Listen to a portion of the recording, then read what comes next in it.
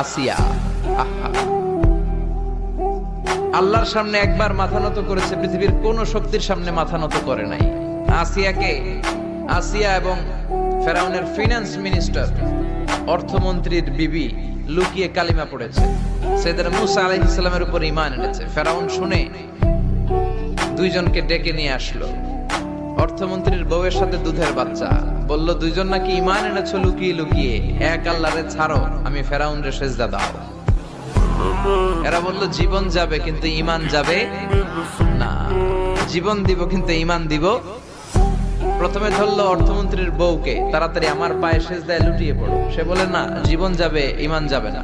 বলল তাই নাকি, দেখি তোমার ঈমানের কত পাওয়ার। জল্লাদরে বলল কড়াইয়ের ভেতরে আগুন গরম করো, তৈল গরম করো, দুধের বাচ্চাটারে টেনে নিয়ে তেলের মধ্যে ছেড়ে দাও। কল্পনা করতে পারেন? দুধের বাচ্চাকে মায়ের বুক থেকে ছিনিয়ে নিয়ে তেলের মধ্যে ফালাচ্ছে, বাচ্চাটা রোস্ট হয়ে যাচ্ছে, আর বাচ্চাটা বড় মানুষের মতো মাকে বলছে, মা চিন্তার কারণ নাই, এটা উত্তপ্ত তেল নয়, এটা জান্নাতের বাগান। ভয় নাই মা, তুমি চলে আসো, তুমিও লাফিয়ে পড়ো, শাহাদাতের পেয়ালা থেকে মিষ্টি সুধা পান করো।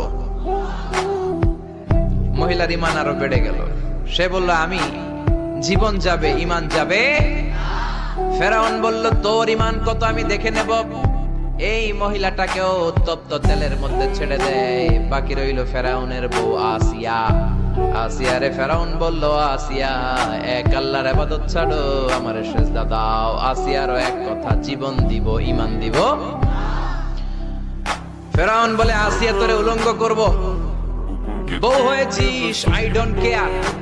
হাজার হাজার মানুষের সামনে নিজের বউকে উলঙ্গ করলো। তক্তার মধ্যে উলঙ্গ বউকে শুইয়ে হাতের মধ্যে পেরেক ঢুকালো, পায়ের মধ্যে পেরেক ঢুকালো। এক একটা পেরেক ঢুকায় তক্তার মধ্যে ছিদ্র হয়ে ঢুকে আর ফিনকি দিয়ে রক্ত বেরোয়। আসিয়া চিৎকারে মারে। ফেরাউন বলে তাড়াতাড়ি আসিয়ারে তেলের মধ্যে ফেল। আল্লাহ বললেন জিব্রাইল যা, জান্নাতটা তুলে নিয়ে আসিয়ার চোখের সামনে ধর। আমার আসিয়া জান্নাত দেখে দেখে যেন আমার কাছে আসে।